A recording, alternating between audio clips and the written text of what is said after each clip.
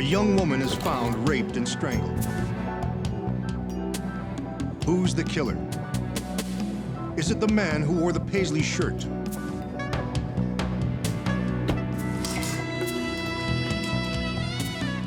Is it the man who stole the bicycle? Or is it the man who fits the DNA profile?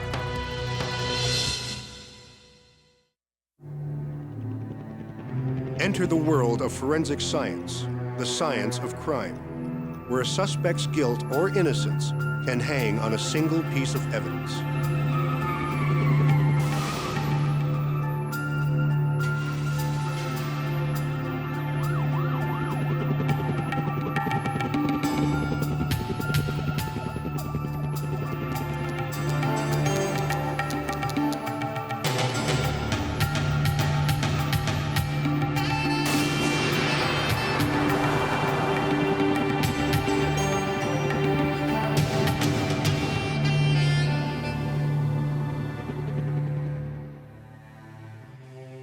People feel safe living in close-knit communities. They know their neighbors, and they can leave their doors unlocked. And they can walk home at night alone. Random violence can only happen somewhere else. It couldn't happen here. Or could it? August 7th, 1997, North Bay, Ontario.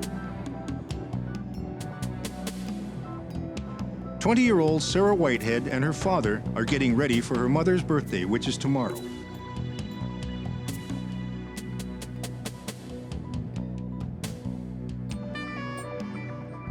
Sarah has forgotten to buy a birthday card. So at 6:30 p.m., she sets out for the nearby mall.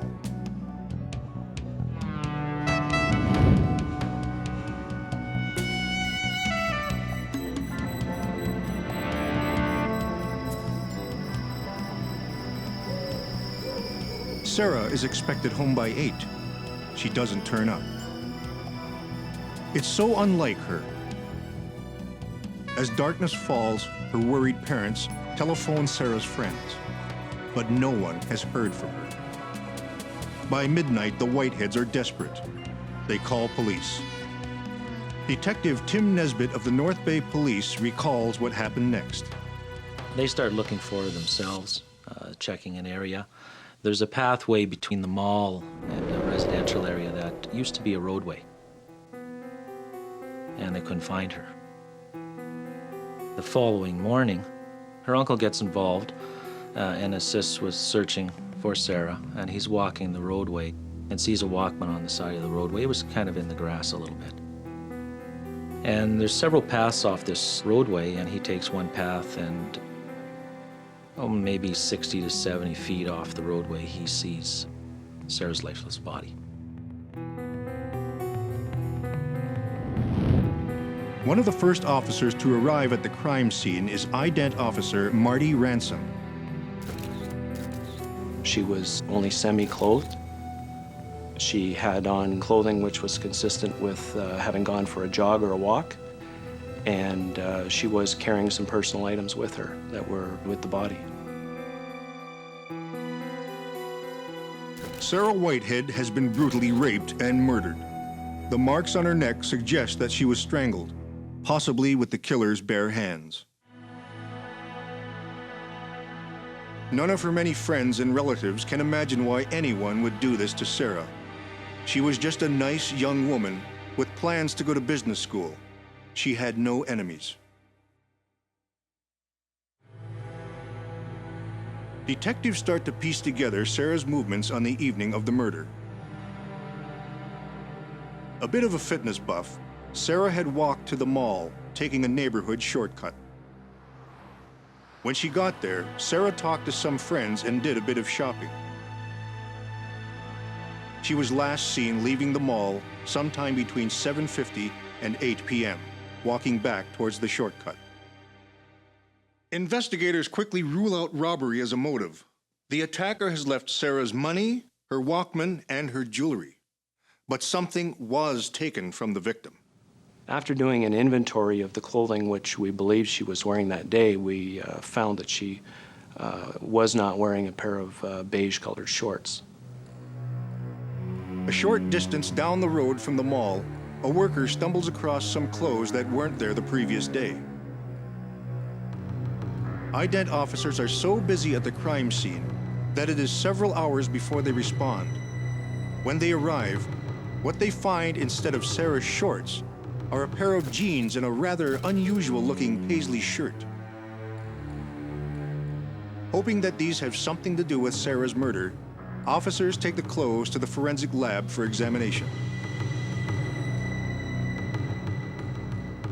At the crime scene, 20 acres have been cordoned off, and ident officers meticulously collect pop cans, soil samples, cigarette butts, whatever they can find. A few hundred yards from her body, Sarah's shorts are finally found, carefully folded and hidden under a rock. Why would the killer have done such a thing? Puzzled investigators send the shorts to the Center of Forensic Sciences. One thing is clear to investigators. This will not be an easy murder to solve. To catch the killer, they will need every resource available to them, and they'll need to act quickly. Looking for some insight into the killer's character, they ask behavioral profiler Jim Van Allen to take a look at the crime scene. The open nature of where the actual assault occurred suggested a high-risk crime to the offender. High risk in that there was a very good chance somebody would have happened past, seen him, heard something, identified him, or interrupted the crime in some way. This suggested that we were dealing with a very impulsive type of offender committing a very spontaneous type of crime.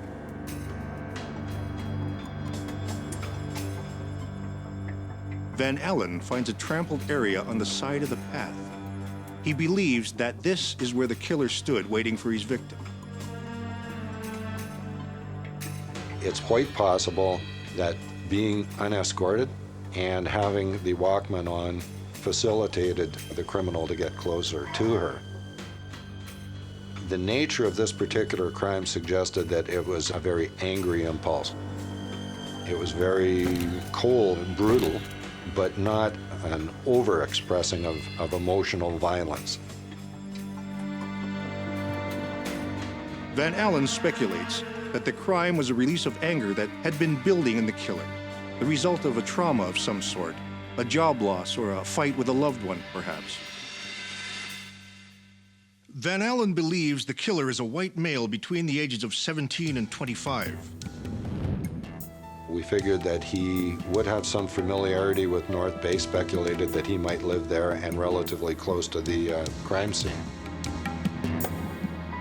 Probably have a history of some deviant crime, violence against women, possibly stalking. Investigators question Van Allen about the killer's relationship to his victim. In my opinion, this would have been a stranger to the victim. A stranger to the victim. Van Allen confirms the community's worst fears, that someone in North Bay is capable of killing at random. Is he waiting for his next victim? The murder of 20-year-old Sarah Whitehead has rocked the small city of North Bay. There was a tidal wave went through this community in regards to this crime. People were nervous. People were afraid to go out and start walking, at night especially. Along with the fear, there is grief. Yellow ribbons appear in tribute to the young woman so many mourn. In the days following the crime, the pathologist's report confirms what police had suspected. Sarah died as a result of manual strangulation. Although she was raped, no semen was found on the body. But there is a semen stain on Sarah's beige shorts. Biologist Jonathan Newman at the forensic lab explains. We tested the semen on the shorts and developed a DNA profile. It wasn't a full DNA profile, it's what we describe as a partial DNA profile. Some of the information was missing because of the limited amount of sample. Going through the files of known sex offenders, recent parolees, and psychiatric patients, investigators are developing quite a list of suspects.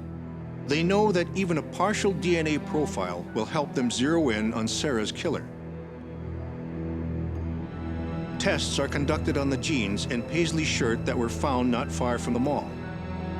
Jonathan Newman finds a semen stain on the inside fly of the jeans, and the DNA profile of that semen stain matches the one on Sarah's shorts.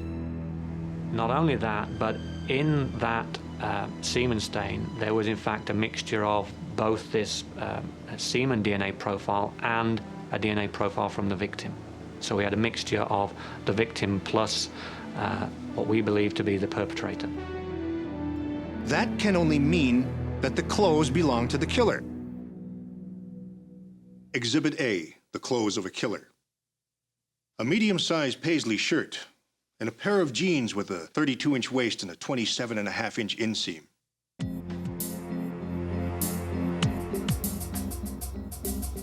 This was a large break in the case. The measurements of the pants, we were able to get a physical description of this individual, at least a stature, size. Police now know that they are looking for a man of about 150 to 160 pounds, approximately 5 foot 7 inches in height. But the other details of his appearance remain a mystery.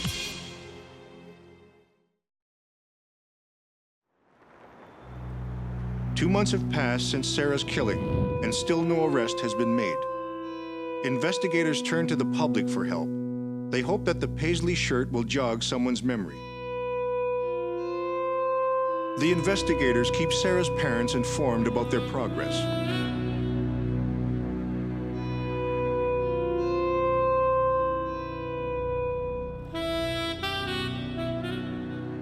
They tell them that the community is calling in tips about people acting strangely or wearing paisley shirts.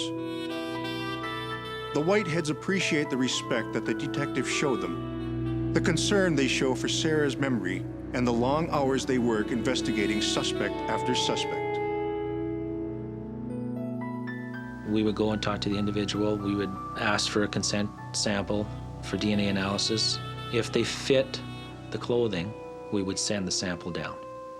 If they didn't fit the clothing, we weren't dealing with that person any further. After considering dozens of suspects, 50-year-old Buddy Campbell stands out. This one individual refused to give us a sample, so he went into a different category. He fit the clothing and fit the profile to a certain extent. Hoping for a sample of DNA from Campbell's saliva, investigators collect a discarded pop can. They send it to the Center of Forensic Sciences. Biologist Jonathan Newman does the analysis.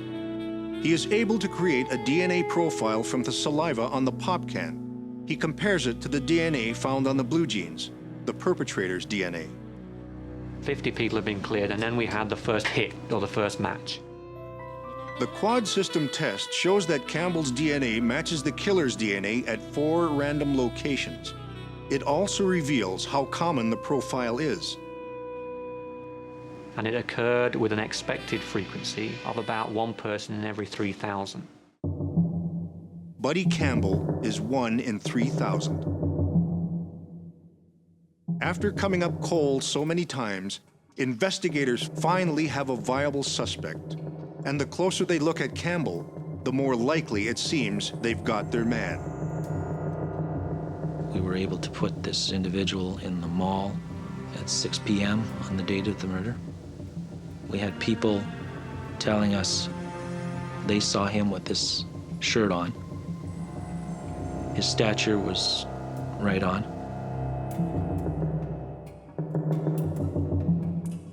Several women had accused the suspect of stalking, a crime Van Allen had mentioned in his behavioral profile.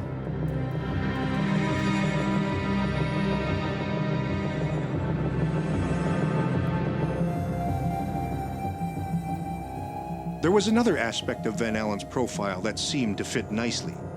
The idea of a traumatic event which may have triggered the crime. In Buddy Campbell's case, this might have been a recent split-up with his wife and the loss of custody of his children. And Detective Nesbitt discovers something else. The day after the murder, he dyed his hair and left for Southern Ontario in a taxi. So some things were pointing quite strongly in his direction. So strongly, in fact, that Buddy Campbell is arrested and charged with the first-degree murder of Sarah Whitehead. We've got so much of just old-fashioned police work that pointed towards this individual. And his actions were causing the investigation to further and develop. The DNA was a bonus. Jonathan Newman hopes to strengthen that aspect of the case. He asks his supervisors for permission to use a brand new form of DNA testing just being introduced to the CFS. At that time, in 1997, we had just validated a brand new DNA testing system called Profiler. Rather than looking at 4 locations within the DNA, this system looks at 9 locations within the DNA. So we did that analysis, and in fact the result of the analysis was that we excluded this individual as a potential donor of this semen. Now, wait a second. Not Buddy Campbell? The results come as a shock to Detective Nesbitt and his team in North Bay. There's a tremendous feeling of uncertainty as to how could this be wrong? How can so much point towards an individual? And here we are with the wrong guy. But somebody was on the shortcut behind the mall that night. Somebody grabbed Sarah Whitehead, raped her, and strangled her.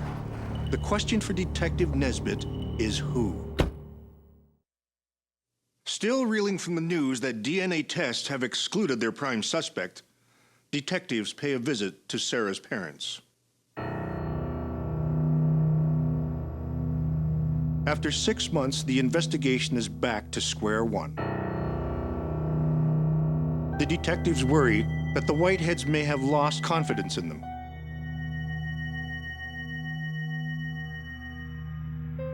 They offer to turn the case over to others. The Whiteheads talk it over. After so long, a bond has developed.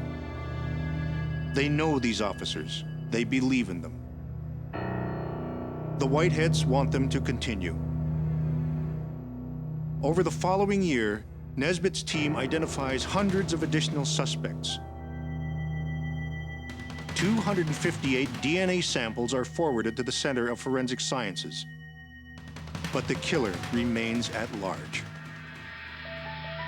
Then, just down the highway from North Bay, investigators get some unexpected news. Constable Christopher Brown of the Ontario Provincial Police receives a fax from a prison administrator in Western Canada about a man named Paul Hashi. He asks Brown to check on the status of an outstanding warrant for the arrest of this Paul Hashi on a theft charge in the North Bay area. Brown discovers that the warrant is still on file. Hashi has stolen a bicycle from his sister in the summer of 1997.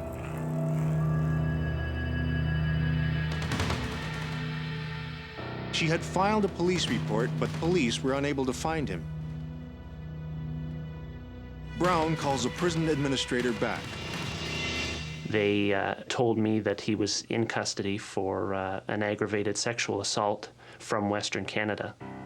When I looked at the warrant that was on file and the time frame, it fit in with when this murder occurred, and that kind of clicked to me that it was the circumstances of that offense at West were somewhat similar, or this individual would be capable of something like this as what occurred in North Bay. Paul Hashi becomes suspect number 712. Police discover similarities between Sarah Whitehead's murder and the rape Hashi committed out west. Both victims were in their 20s. Both victims were strangled manually. Both were left in their shirt and bra while the pants and underwear were removed. And 32-year-old Paul Hashi is a perfect fit for the jeans and shirt found in North Bay. An abuser of drugs and alcohol, Hashi had burned his bridges with most of his family. But he had managed to retain a relationship with his sister. But stealing her bike and selling it was the last straw for her. She was furious with him and threw him out. Van Allen thinks this event may have been pivotal for Hashi. I speculated that in the preceding 2 to 3 weeks or a month leading up to the crime, that there would have been some incident that the police can identify that would suggest that he's had a falling out with somebody who's been kicked out, evicted from somewhere, or an argument with a relative. I saw this as suggesting that the offender was using the crime as an angry release. North Bay police are able to get Hashi's DNA sample from cigarette butts that had been collected out west by police after his sexual assault. Nesbitt anxiously awaits results of the DNA test done by Jonathan Newman. What we did was we took the cigarette butts from that crime scene and generated a DNA profile from the cigarette butt and compared that to our profiler, our 9-locus DNA profile from the crime scene samples in the North Bay case, and we got a match. And the frequency of occurrence of the profile was 1 in the approximate population of the world. So it was less common than 1 in 6 billion. Finally, 21 months after the investigation began, police have irrefutable DNA evidence. It is proof positive that Paul Hashi murdered Sarah Whitehead, a random act of violence. I think the community lost big time. She was up and coming, an honor student, quiet, giving. She had a lot to offer, and that was taken away. In court, Paul Hashi enters a plea of guilty and is convicted. He is sentenced to life in prison. The news is comforting to the people of North Bay, but the sense of security that they once knew will never be quite the same. The stories on Exhibit A are based on true cases. The forensic scientists and investigators are the actual individuals who worked on the cases. The names of the guilty are real.